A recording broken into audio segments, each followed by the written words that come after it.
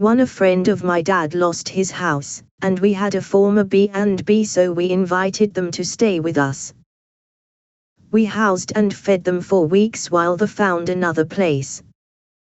For that, we got roaches, criticisms of our food. My dad was the executive chef at a freaking country club and was a damned fine cook, but that wasn't the worst for me, then in my late teens. The day they left, I went to play my favorite game on PlayStation, Sled Storm. Couldn't find it. Overturned freaking everything, but I couldn't find it.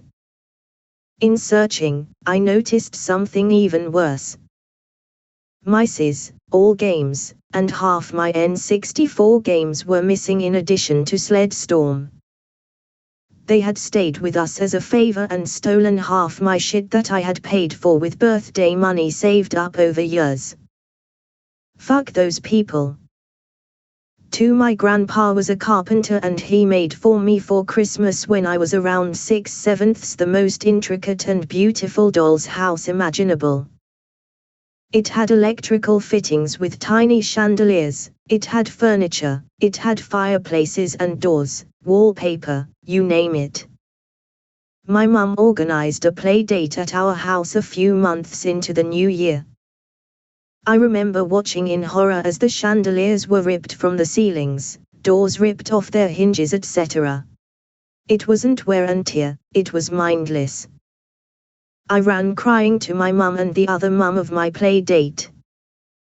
The other mum laughed it off and said that's why she won't get expensive things for her daughter. It absolutely broke my heart, and probably my grandpa's too. As such a careful and thoughtful child, I hope someone explained to him it wasn't me that destroyed the doll's house so quickly. The older I get, the more I realize what an awful thing that child did, and moreover how the parent handled it. I still think about it now. I hope I can restore it if I ever have children of my own. 3. Had a bunch of people over for a New Year's event.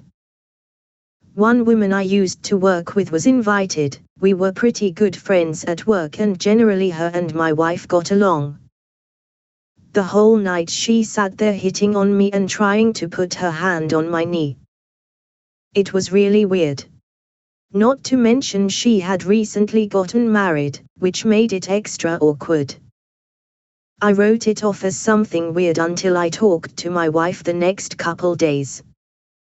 Turns out she had been talking to my wife a lot that night and kept trying to imply I had cheated or was going to cheat. Basically kept trying to wedge her way into our relationship in a really fucked up way. Luckily my wife isn't stupid and just ignored her bullshit all night. So I cut ties with that person and luckily we don't work together anymore. Ran into her a couple times since then, been polite but also cold. Such a weird situation.